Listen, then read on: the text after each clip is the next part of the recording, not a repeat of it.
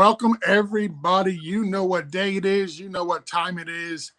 Thank God it's Friday, right?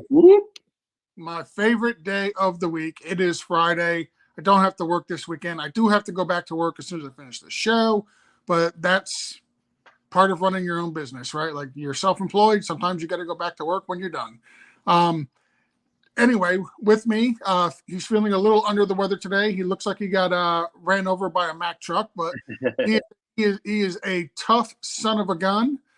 He's a lot tougher than some of the guys we're going to be talking about because they're not playing this week. But Justin said, "No, I'm gonna muscle through this one, and I'm gonna show up." Justin, how you doing? How you feeling? All right, man. I think from in to out, questionable, probable, all of the in between, I have hit this week for this show.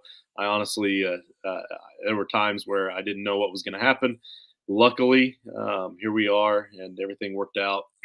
And I'm here. Hopefully, I'll hit the cough button in time because I am hacking a lot. Turns out the Stevens family has been hit with COVID, but we're struggling through it, and we're going to be all right. So yeah, there you go. That's how I got it. John gave it to me Tuesday night.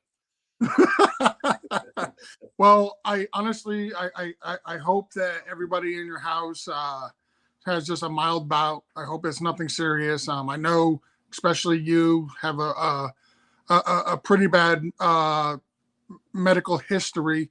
For those who don't know, so I'm definitely praying that it's not too bad and that you guys are okay over there, both you and Lori. Yeah, we'll be all right. We got it. I appreciate it though. Absolutely. So make sure you like and subscribe button. This way you get alerts when we go live, when not just we as in me and Justin, but everybody here at Toilets and Titles. You got, the P2P guys. Last night Nino had an absolutely fantastic interview with Tajay Spears from Tulane, the running back. That cat is impressive, both on and off the field. He's going to be at the Senior Bowl. We're hoping to meet up with him when we go to Alabama because, as everybody knows, the draft starts at the Senior Bowl. I forget the hashtag, but the draft starts there. So we're going to be at the Senior Bowl. We're hoping to hook up with him. He's going to be playing on Sundays. That's the stuff right now that Toilets and Titles is doing. We're bringing you, some of these up and coming guys that are in college and soon going to be in the NFL. We're doing our Sunday show tonight. They got is the Devi show, right? Let's see. Yes, yeah, it's the Devi and NCAA show. Absolutely. Yep, with Nino and Jared, aka Boom BP. This weekend we have the Blitz on Sunday. Just hit the like, subscribe button. This way you get notified when we go through and when we go live with all of our shows. We have the Patreon. We thank you for Grammarly. I appreciate you uploading or updating for me. We have our Patreon, patreon.com/Toilets the Titles. You can find that very easily by going to toiletsandtitles.com. We have 6 different levels. I don't know why everybody forgets about the very last level, but me and Joe are the only 2 who promote it. Therefore, we officially call dibs if we get anybody to sign up for that level 6. You have the $3, the $5, the $7.50, the $10, the $20, and my favorite one is the $1 million. It's the one I'm most appreciative of. If you sign up for that $1 million, there's all types of gifts and incentives to do so. I hope you like surprises because I can't tell you everything that we would send you, but just know you're definitely getting some of your money's worth. It would be at least $100,000 back. How about that? Possibly. Let's not give away trade secrets. Okay, we don't want to do that. But you can find all of our Patreon stuff at like I said, at patreon.com/Toilets Titles. Quicker link to get there. Just go to toiletsandtitles.com. That's where we've got all of our news and our articles. All of our podcasts are there. Throw us an Apple Podcast iTunes review. We appreciate the 5 stars. We don't really care for the 1 stars, even though there's only 1 star in the show, and his name is Justin. We still appreciate the 5 stars. Oh, you like that, didn't you? I'm surprised. not that you would say that, but that you would give me any kind of positive feedback. I couldn't do this. Well, I could I had to do it last week, but yeah, you totally could do the show without. I don't like doing the show to the point where we're at the point where you possibly have COVID and I'm making you do this show against your will. So also real quick, I do want to plug before we jump into the meat and potatoes of the show. We're doing a charity giveaway right now for our YouTube subscribers. And basically what it is, if you go to youtube.com/Toilets the Titles, hit the like and subscribe button. For every we started at 829 subscribers. For every subscriber that we get, we're going to donate $2 to St. Jude's, is it? Yes. Okay. So we're going to do $2 to St. Jude's charity from starting from the beginning of the month, which is already passed, all the way up till Christmas. So up until Christmas, any new subscribers? Oh, go ahead. It's actually more than that now because our buddy Jason, BFT Jason, said that he's going to double whatever T2T can come up with. So it's technically $4 for every subscription will be donated to St. Jude. So now I really want to see it balloon up because I want to see a big fat check come out of Jason's wallet. Well, I want to see a big fat check come out of Jason's wallet as well. But I do have to say, Jason is probably one of the most charitable homeless people I know. You have no idea how much panhandling he's going to have to do to cover this. Okay, it's not just a little bit of work. He's going to be under the bridge on Christmas Day collecting money because we're going to drive this thing. Yeah.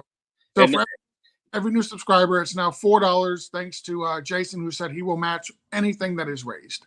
So, and not that if we don't get very many donations or very many not donations, very many subscribers, I'm sure we're going to absolutely contribute a minimum at least to make it a decent charitable donation regardless. But you guys have an opportunity to make it a much larger donation.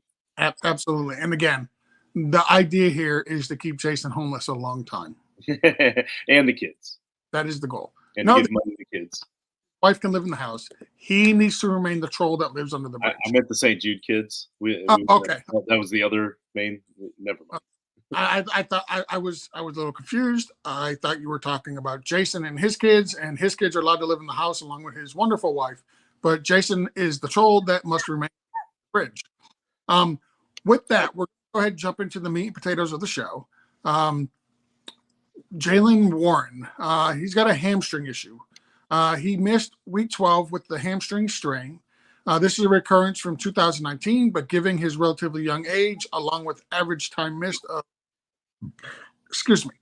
of less than 2 games, it is hopeful Warren is ready for week 13. This, of course, can be thrown out the window without knowing the specific severity, so fantasy managers must monitor practice reports. Updates. So this was, as we always do, we go to various sites online. We go to Fantasy Points, the Fantasy Doctors. I scour Twitter. I get all the alerts that are coming through Sleeper and all the alerts that are coming through the Fantasy Life app. And we get all these different sources. So I put the sheet together on Monday. This way it's ready to go Tuesday for the main show that doesn't have a name. And then from there, we update it throughout the week so it's ready to go for tonight's show. So the update on Warren is he told reporters that doctors cleared him to return, which is great news. But given the current state of that backfield, which, as we'll talk about, Najee Harris is injured, there's a non-zero chance both Warren and Pittsburgh are pushing his timeline. Benny Smell. He's not that bad. No, actually, he looked pretty decent on this. Let's not talk about that. Yeah, I'm sorry. Benny Snell is still an upside handcuff. Definitely grab Snell if Warren is one of the only RBs on your roster. Dr. Edwin, that's via Dr. Edwin Porras from Fantasy Points. They have a projected return date of either the 3rd or the 10th. So either this week or next week. I believe I've seen he's cleared to play, and he's telling him the doctors cleared him. So I expect it to be him and Benny Snell. We'll get to Najee Harris here in a few minutes, but Najee Harris is not going to play, in my opinion. So it's just going to be the two. Najee was cleared to play. I did that update. Oh, did you? Yeah. I didn't see that. I appreciate that very much. So Najee's playing, you can forget Benny Snell. Well, he's been cleared to play. So, I mean, realistically, like if you're desperate and you're in a deeper league, you can't. I mean, it is an oblique. It's not like it's going to heal up in 1 week. I mean, Benny Snell is the guy there if he can't go. So, or if he's limited in any way. So maybe if you're desperate. Also, we do have a comment here. Bronco Plays. Thank you very much, Bronco Plays. If you're not a subscriber, please do us a huge favor. Hit that subscribe button, and that will cause us to donate $4 to St. Jude's. So he wants to know if he should trade away Josh Jacobs, Christian Watson, and Chris Olave for Eckler and A.J. Brown. It's a 12-man PPR. He's currently 10-2 and locked into that number 1 seed. So, in other words, is this a win-now move for our boy Bronco Plays? So on face value, I look at it and I say, yeah, I prefer Eckler over Josh Jacobs, and I definitely prefer AJ Brown over Watson and Olave. But those guys got you to the number 1 seed. I see you're still commenting. How many flex positions do you start? Yeah, how many hit the subscribe button? This is definitely a question for the Blitz on Sunday. That's if you he might want to make the move before then, but yeah. No, I agree. I'm just telling him what the Blitz is. Yeah. You're not familiar with the Blitz, Broncos players. I appreciate the sub. That's $4 for St. Jude. If it's just a standard 2 running back, 2 wide receiver, a flex. Yep. Yeah. No, you know what? I think I do it. I would say you're selling high on Josh Jacobs, even though he is a top 5 running back. I still prefer Austin Eckler. He's a safer play than Is this a dynasty league or a redraft? I'm assuming this is redraft. I'm doing the trade. I'm going to do that. I know you're assuming it's redraft, and so am I. I'm asking him just to be safe, because if it's redraft, I think I'm doing it too. But I think it's close enough. Yeah. See, he says it's redraft. His playoff schedule is rough for Jacobs. You're absolutely right on that. So I think I do it too, and I think it was just super close. So if it were dynasty, I might have reconsidered that. I don't think I would have done it for dynasty, but for a redraft purpose to try to win it now, I think it's enough that I would do it for sure. And the Eagles have one of the easiest, if not the easiest, remaining schedule in the entire NFL. So getting a stud like AJ Brown, yeah, I would definitely do that trade. Yeah. Yep. But yeah, tune in on Sunday Blitz from 10:30 to about 12:30. Myself, along with 4 others, there's typically a panel that absolutely will go over your trade questions. We'll do your start and sits.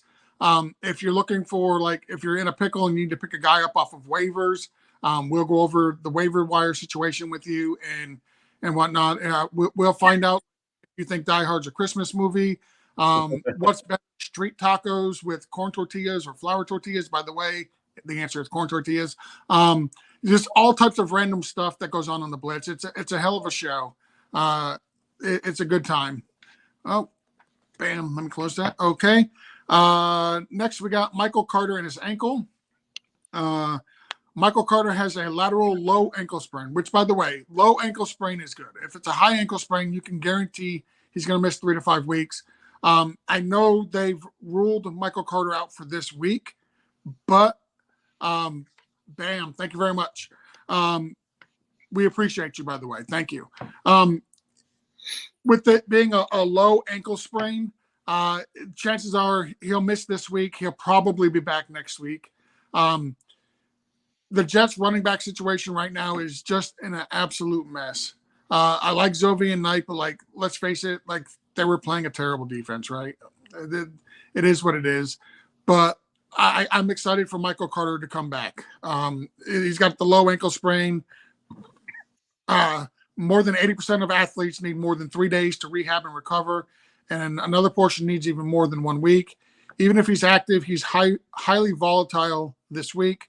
Zovi and Knight is the priority add this week, which we took that earlier in the week. I know waivers have already ran. If for some reason that guy is still on your waivers and you're in a pinch for a running back this week, the Jets do play the Vikings. It's not a terrible matchup. But so with the possibility that Mike White's starting and Zonovan Knight starting, is it too much of a stretch for us to say that the White Knight is coming in to save the day? if I was on the laptop and not the phone, Justin, you would have just went to the green. I love my dad jokes. Yeah, you're cutting out really bad. Am I? Oh, now you're back. Okay. My phone is probably going to die, to be honest. Like it just gave me a thing that said less than 10%. And I've got it plugged in charging, but because we're doing the show, I actually don't know if it's charging. So if it dies, like in the middle of the show, I will jump on the laptop because that's almost full charge. But why don't you take care of the Josh Jacobs, him and his calf, and by calf, little calf. So Tom Pelissero tweeted that Jacobs hopes to play in Week 13. The massive workload likely worsened the condition. Jacobs is a high-risk sit this week. Zamir White and Amir Abdullah are priority ads, and I did just pick up Amir Abdullah in the Frankenstank actually because I have Josh Jacobs, so hopefully he plays. Next we have Najee Harris. Najee Harris with his abdominal injury. He has been ruled out. I could read all the stuff before that. It talks about the abdomen usually takes 1 to 2 games, but we do have an update, and the update is that he is in fact not been ruled out. He has in fact been cleared to play. Najee Harris has been cleared to play, and he did practice, according to Teresa Varley of the Steelers official site. But this is an oblique injury, so there's always that chance that he's not going to be playing at 100%. He may be on a snap count, and maybe he may not even play. He's just been cleared to play. That doesn't necessarily mean that he's going to, because obliques can be tricky. Just ask Aaron Rodgers. And speaking of Aaron Rodgers, hey, how about that? Aaron Rodgers. Well, that's called a professional segue, by the way. Yeah. It's that, or it was just total dumb luck that Aaron Rodgers was next on the list, but I'll take it. I'm going to go with the segue. Don't discount yourself. Double check it and call it a professional segue. You mean an Aaron Rodgers discount double check? I mean, I was hoping you were getting that without having to say it, but yes. Rodgers will undergo an MRI and or a CT scan today to assess if there is structural damage to his ribs. Best case scenario for Rodgers is very similar to Justin Herbert from earlier this year, where he does not practice, but he still plays. If he does have damage, he'll be out 2 to 4 weeks. Continue to monitor this one, as Rodgers being down is an obvious downgrade to his skill players. I will say that I read earlier that Rodgers is still hopeful to play. After practice today, I'm sorry, I scratched that. After practice last night, he did say that he is still hopeful to play this week, but he still did not know for sure. We don't have an update from today.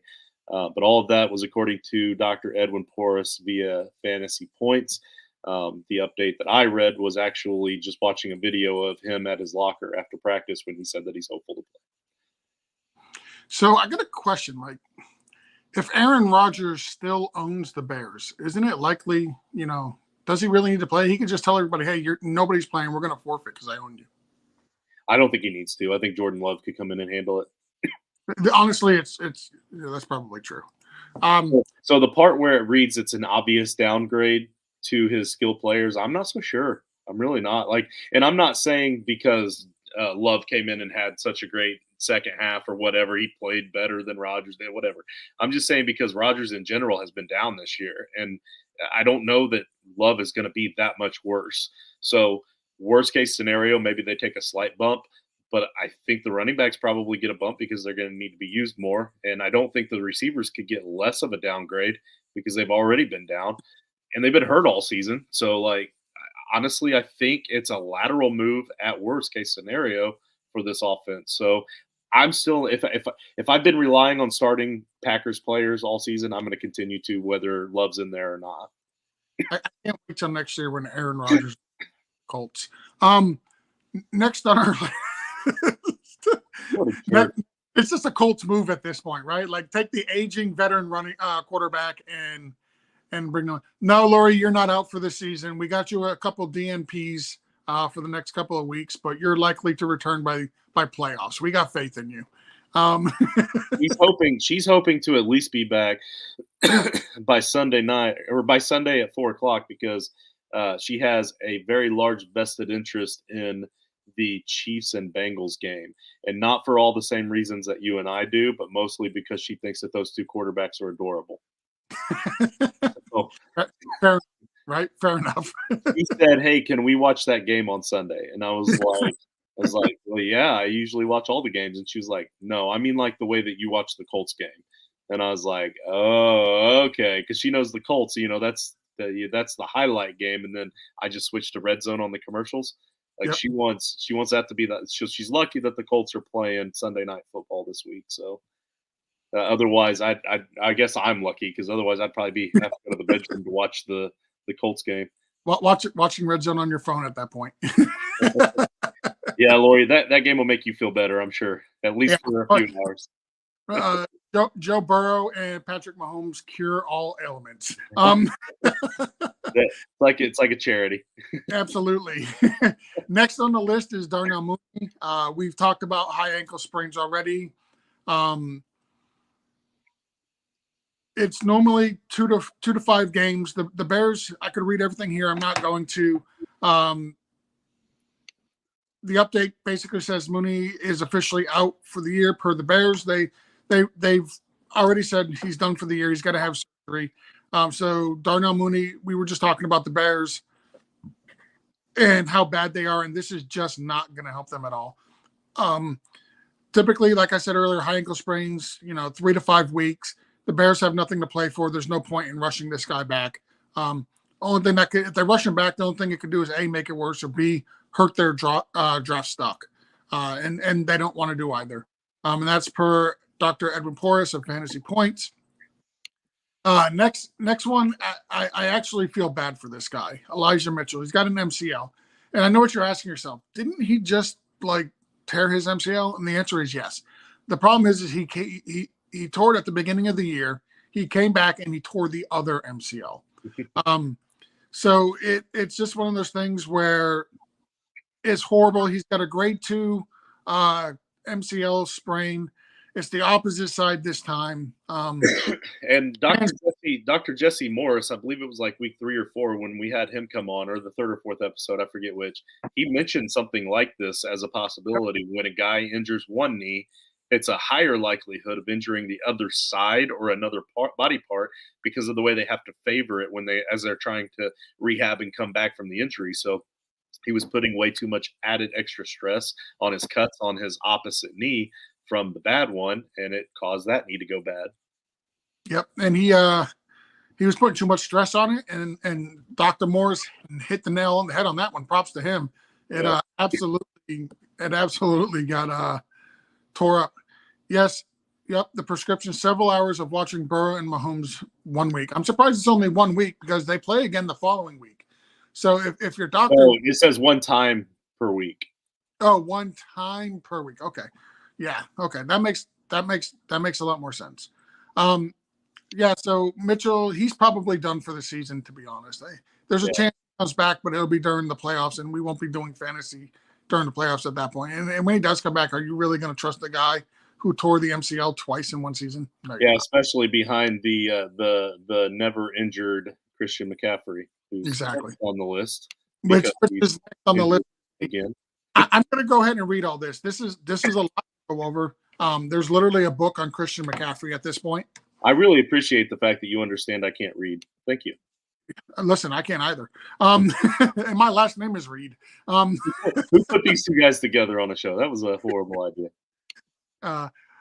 Christian McCaffrey's got a knee injury. McCaffrey was on the sideline wearing a patellar tendonitis brace, and Kyle Shanahan said that he had a knee irritation, which basically means, Kyle Shanahan knows as much medical information as you and I. Shanahan said in a press conference, hopefully, McCaffrey will be all right. McCaffrey is likely dealing with a patellar tendinopathy, tendinopathy, which is pain in the front of the knee. This can come on traumatically come on traumatically as it did with DK Metcalf in week 7. Other times it's gradual. Regardless, the solution is load management and rehab, but that definition can vary widely. In worst case scenario, San Francisco decides to shut him down for 1 to 2 weeks so he can get right. The most realistic outcome, and I believe this is the way that they are going, the most realistic outcome is McCaffrey doesn't practice much this week and he gives it a go in week 13 with capped volume. The situation warrants monitoring all week. Like I said, I wasn't going to read all that, but there's really a lot of information. I wanted you to get this information. The update is not really nearly as lengthy, but there's some good stuff in this as well. Christian McCaffrey was not practicing Wednesday, but that in and of itself is not really concerning, as McCaffrey didn't practice any Wednesdays while he was with Carolina. Continue to monitor his status. He's at moderate risk to sit, but if the issue can be resolved by resting him all week in practice, that's what the Niners would likely do. McCaffrey is expected to play Sunday versus the Dolphins. I put that last part in. I do expect him to play versus the Dolphins. Everything I'm reading, so little peek behind the scenes on what I do for the Dolphins. I listen every week to the opposing team's podcast. So if there's a podcast out there, like this week we're going up against the 49ers. So I will listen to all of the 49er podcasts because I want to know what they think about the Dolphins, how they're planning on attacking us, how they're going to stop us. So I've listened to probably 3 or 4 or 5 different 49ers podcasts this week alone. Every one of them expects McCaffrey to play. They expect him to be limited, and his volume probably will be capped. I'm not going to say he's going to be on a snap count because you can't really predict what the snap count number is. If it's a tie game 17-17 in the fourth quarter, 49ers have the ball and there's 2 minutes left. Like McCaffrey, if he's able, he's going to be in the game. Doesn't matter what the snap count was. Like if the snap count was 25 snaps and he's at 24, we got to take him out in 1 snap. We can't leave him in there for 2-minute one. Like that's not realistic.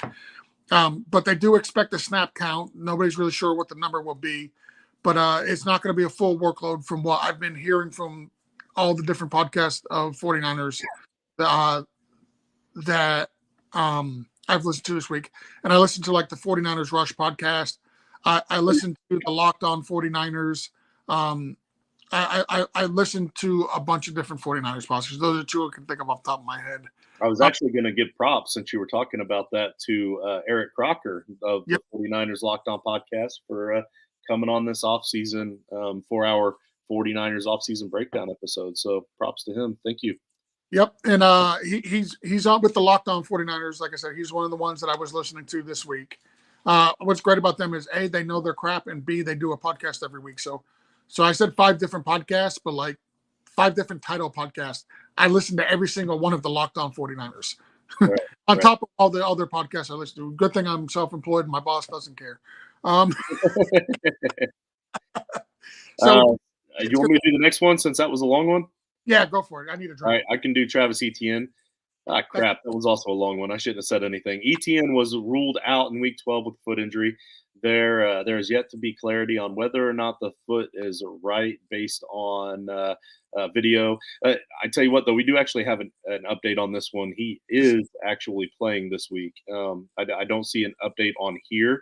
The projected return was December 3rd, or December 3rd to December 10th.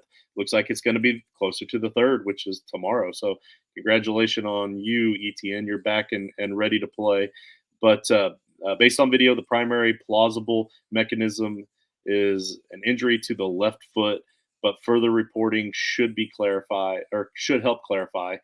Like I said, it doesn't look like it's anything super serious, so I don't see the point in reading all of this. The one thing that Doug Peterson did say regarding Travis Etienne is that he could have come back in the game last week. Okay. Yeah, so I fully expect him to play. They said he could have came back in the game, but they held him out of caution. So it's one of those things where, like, if this is going to sound crazy, but if it was a playoff game or it was a very important game to the Jaguars, Travis Etienne would have gone back in last week. So go ahead and start him this week. I expect him to be fine. Fair enough. Jerry Jeudy with an ankle injury is next on the list. Nathaniel Hackett calls Jeudy day to day for now. It's safe to operate this as either a personal or a perennial tendon injury or a calf strain. Both injuries would cost Jeudy approximately 2 to 4 weeks. And right now he's given the day-to-day status, but we do have an update. Jeudy isn't practicing on Wednesday, but he has one more day to show that he'll be back in. I did see today, actually, that he was back at practice at a limited fashion today, and that he's going to be questionable for this week, though. So we still don't know exactly for sure if he's going to play or not, but he was at least back at practice today. And I was going to add that when you were done, that he was back at practice today in a limited way. So that's good for Jerry Jeudy. I don't really know. No offense, Bronco players, but I don't know if that's good for the Broncos. Yeah.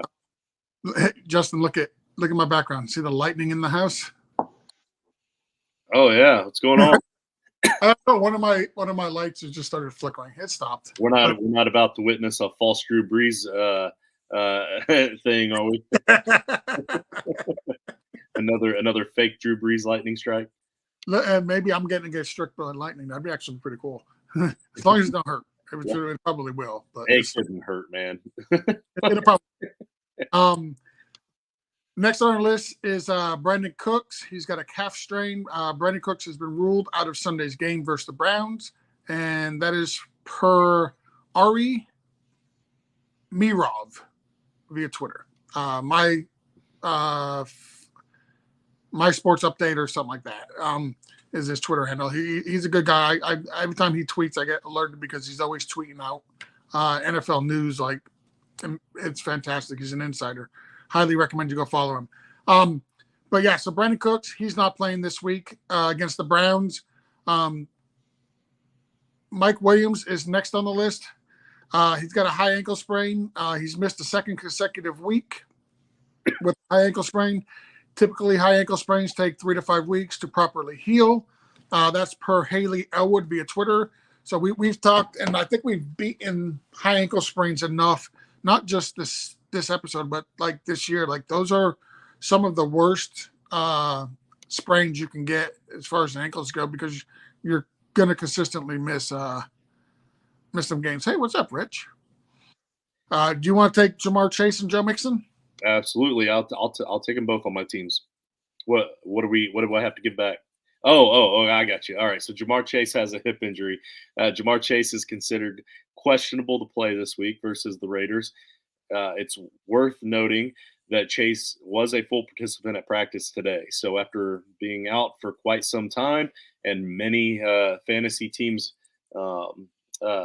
getting punished by that, they're hoping that they held on to enough wins while he was out to make the playoffs and keep him now for a playoff push. So good luck with that. But he is a full participant at practice today, so that's a good sign, according to Marisa Cantapelli of Twitter. Joe Mixon, Jamar Chase's teammate, Joe Mixon. Concussion. Joe Mixon is considered questionable for this week's matchup against the Raiders. Mixon missed last week's game due to the concussion and hasn't fully participated or in practice this week. The update here is, as of Friday, Mixon remains in the NFL's concussion protocol. Jeff Hobson of the Bengals official team site reports, according to Marissa Cantapelli via Twitter. Now, remember what Dr. Edwin Porras said with us a couple of weeks ago when it comes to the concussion protocol. Just because he hasn't been able to practice in full doesn't mean he's not going to play. While they're in the concussion protocol, they can't really practice in full anyway, and you have to go through all these steps, and he might be on the last step, and he just needs to be cleared real quick, and he'll be ready to play. But at the same time, we also don't really know that for sure. Make sure that you're firing up your Samaje P. Ryans and you have them ready to go just in case, because if Mixon can't go, P. Ryan is a good start against that Raiders defense. So the there's 5 steps to the NFL concussion protocol. We were talking about that with Dr. Porras earlier in the year. And the first step is rest and recovery. The Chiefs. My bad. The Chiefs. They're playing the Chiefs. He went out against the Raiders. That's my fault. Step 2 is light aerobic activities. Step 3 is more aerobic exercise and strength training. Step 4 is football specific activities. Step 5 is full football. So I'm thinking right now he's only on step 3. I'm not counting on Joe Mixon to play this weekend, and here's why.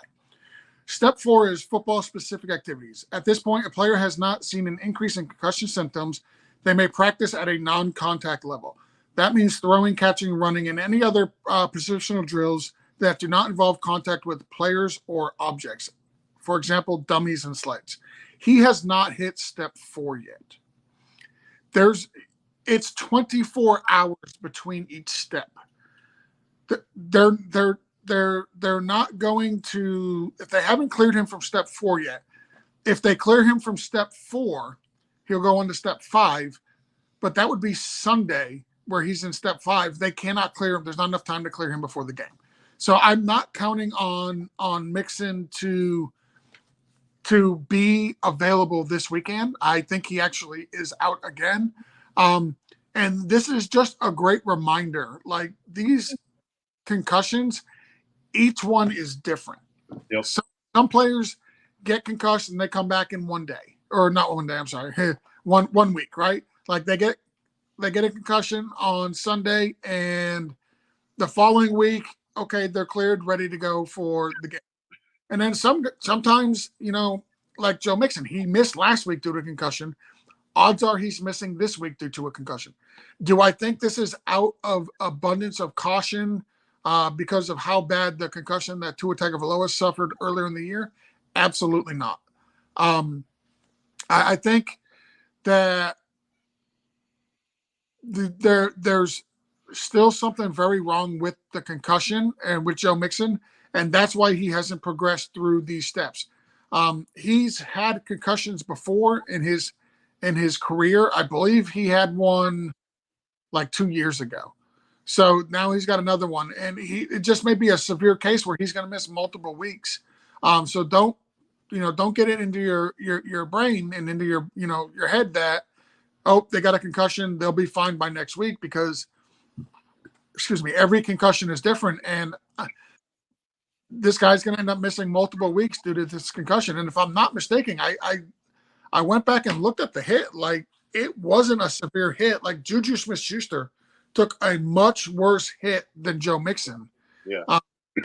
And Mixon has missed multiple weeks. So it doesn't have to be some vicious hit, or, a hit where their body locks up and they tense up like Tua did on Thursday Night Football. Like, that doesn't necessarily have to be the case for this to be a severe concussion.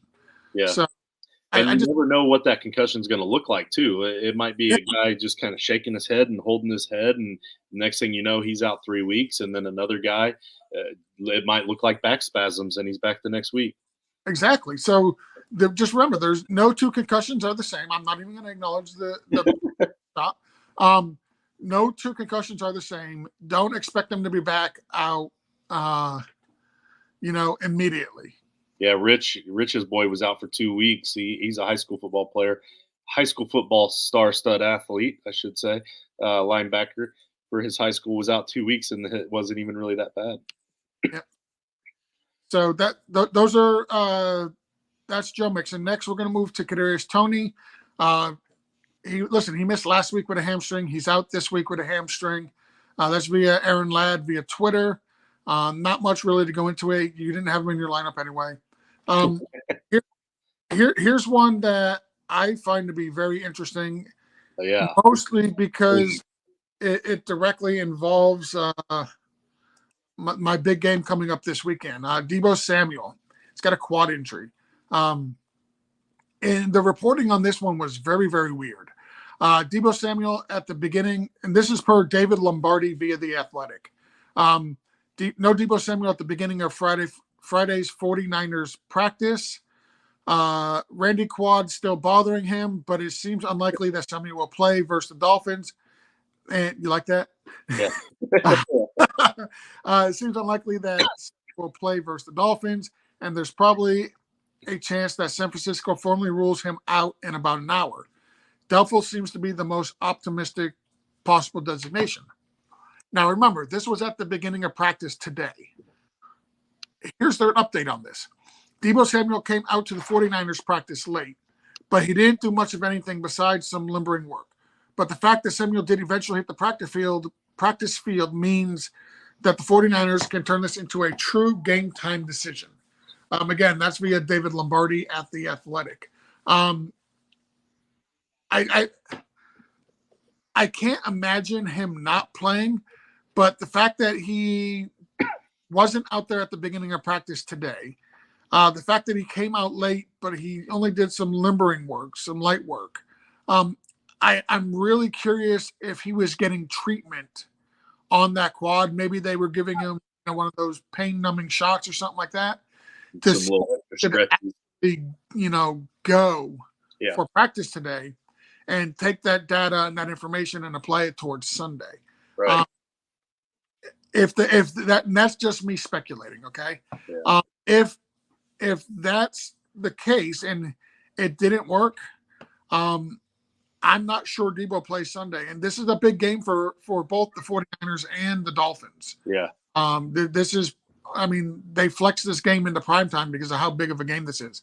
You got the number one defense versus the number 2 offense. Both teams are on a multiple game win streak.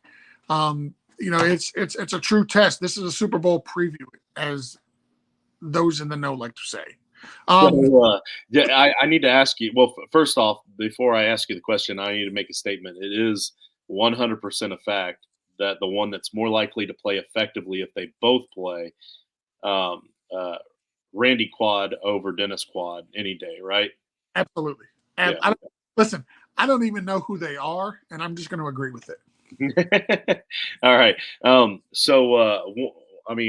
of them is Cousin Eddie from the Christmas Vacation. So just so you know. Okay. But anyway, that one's Randy. But never seen it. What? National Lampoon's Christmas Vacation? Yeah, all right. It's a great documentary. You really do need to check it out. I just like the reaction I get from you when I say something just like that. So seriously though, the Miami Dolphins, I've heard a couple of times this week that there's a decent chance that both their left and right tackles are going to be out this week. Is there anything true to that? So the right tackle has already been ruled out. Now here's what you need to know about that. He's only the starting right tackle has only played 2 weeks of this year. He just came back from injury. They've been using I think it's Brendan Shell at right tackle, and he's been doing absolutely phenomenal. And what they ended up doing is last week, if you remember when the second half of the game against the Dolphins, when Teron Armstead left the game with the pec injury, when it was a joke. When Teron Armstead left the game with his pec injury, what they did is they took Shell, who's been at right tackle all season, and moved him to left tackle. And they took Andrew, I want to call him Andrew Jackson, but that's not his name. Definitely not his name. This is going to bother me. Hold on 1 second. Alexander Hamilton. Yeah, no, Abe Lincoln. This is absolutely. The fact I don't know the Dolphins depth chart like off the top of my head is honestly it's truly an embarrassment. Austin Jackson, Andrew Jackson, Austin Jackson, close enough. His cousin. So what they did is they started Austin Jackson, who, mind you, he's only played a couple of games this whole year at right tackle because he just came back from injury. They left him at right tackle and they put Shell at left tackle. And Shell had been playing right tackle all year long. Last year, Jackson played left tackle almost all year long after being bounced around.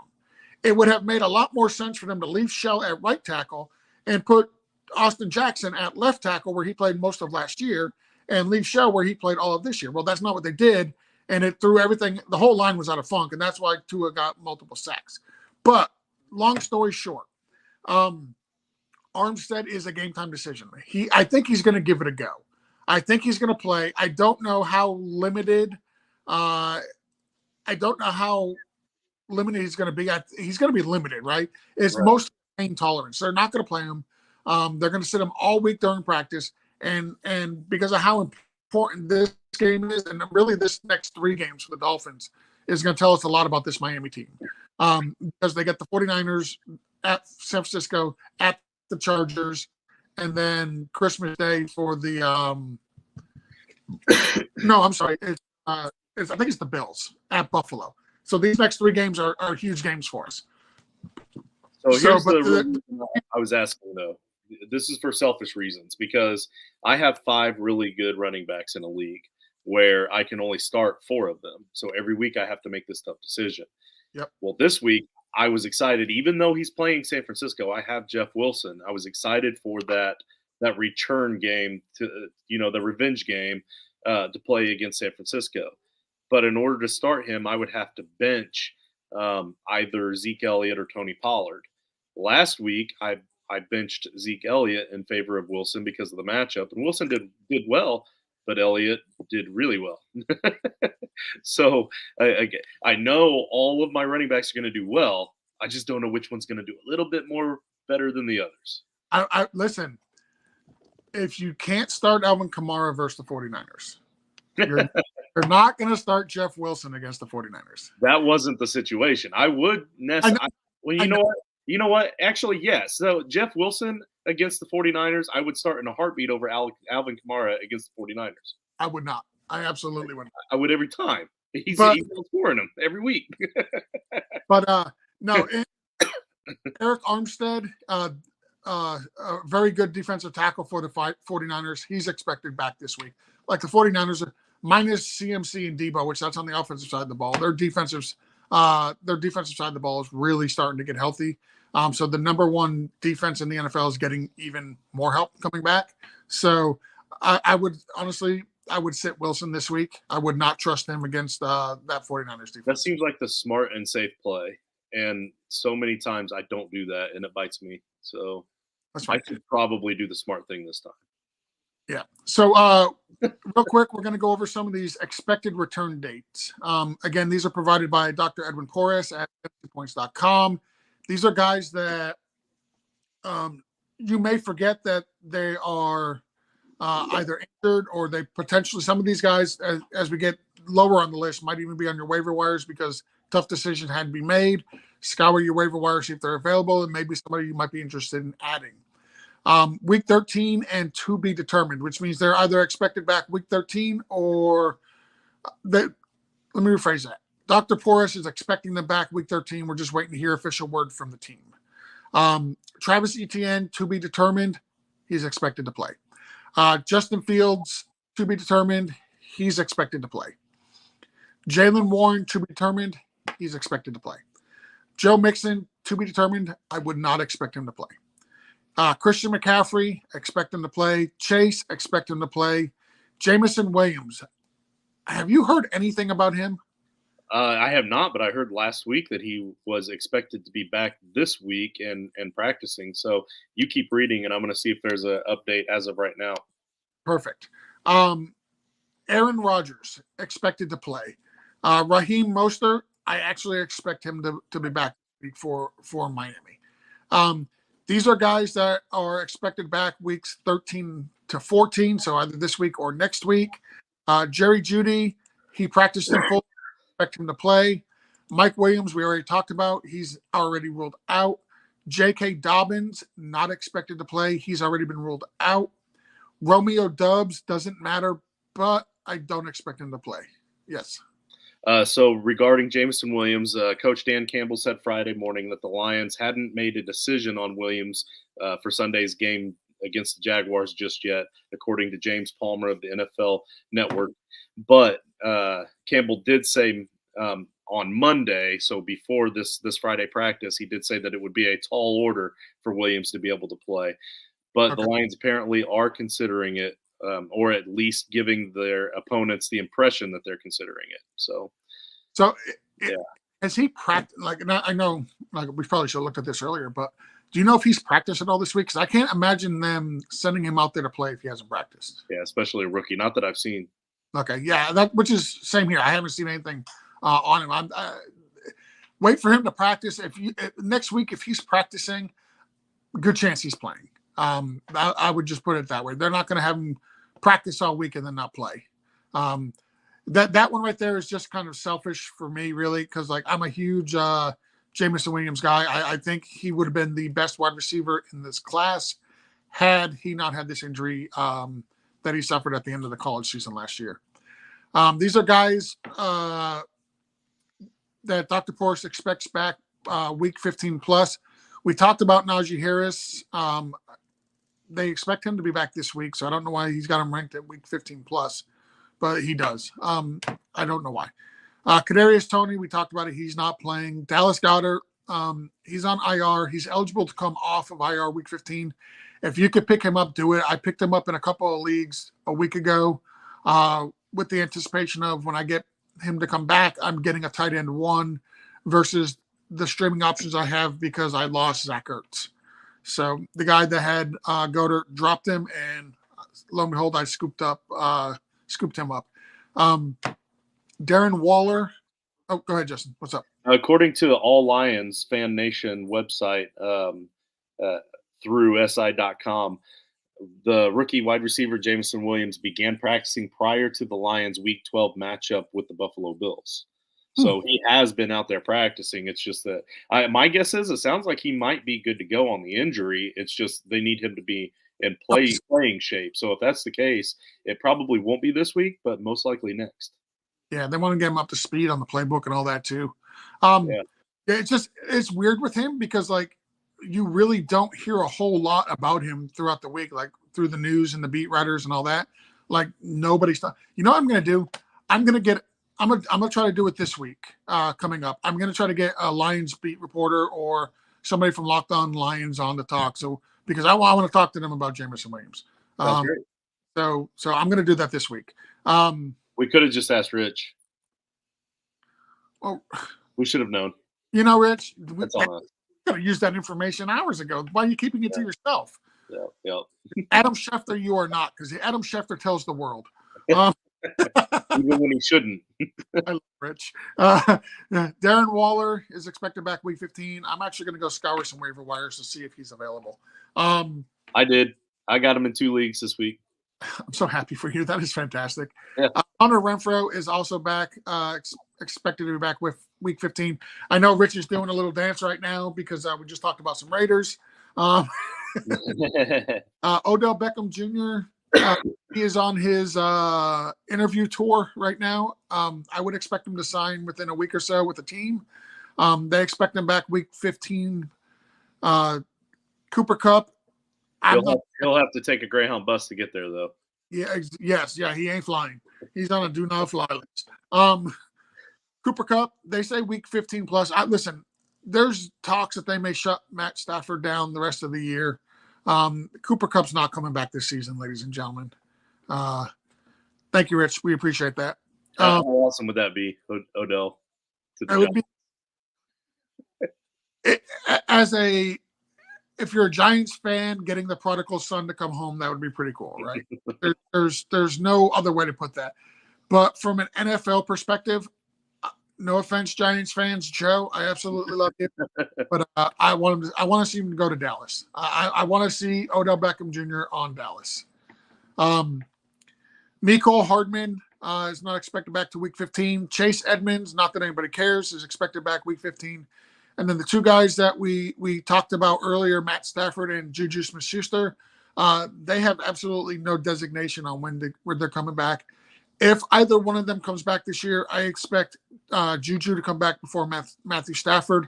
I honestly believe there's a good chance they shut Stafford down for this year. So Stafford did clear the concussion protocol today, but he's still out because of the neck injury. Yep. So. And what you're about to say about Stafford is all the same reasons why I feel the same way about Cooper Kupp. But go ahead.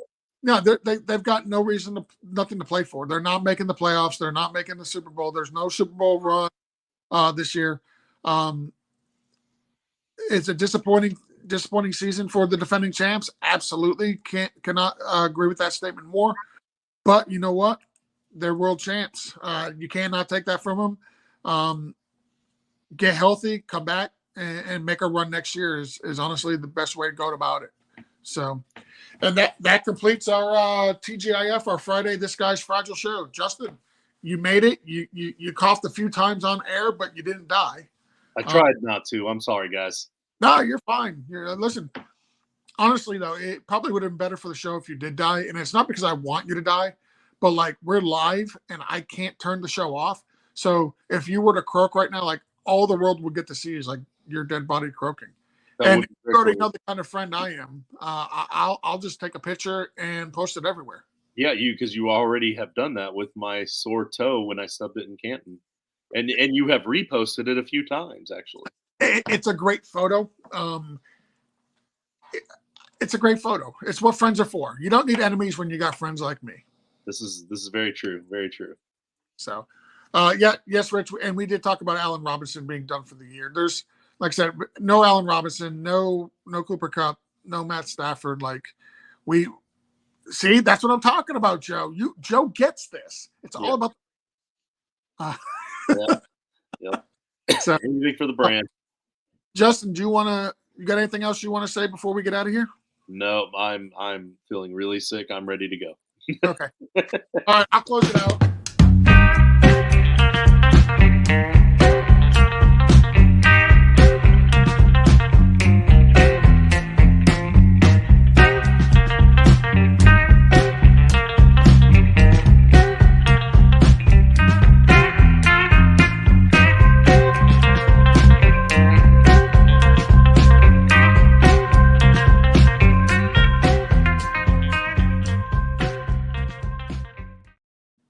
So I have not ended the broadcast because I did not mean to do that. That was an accident, I promise. Like usually I cut you off, but I'm not going to do it that early. So no, you should have just shut it off. That was a perfect ending.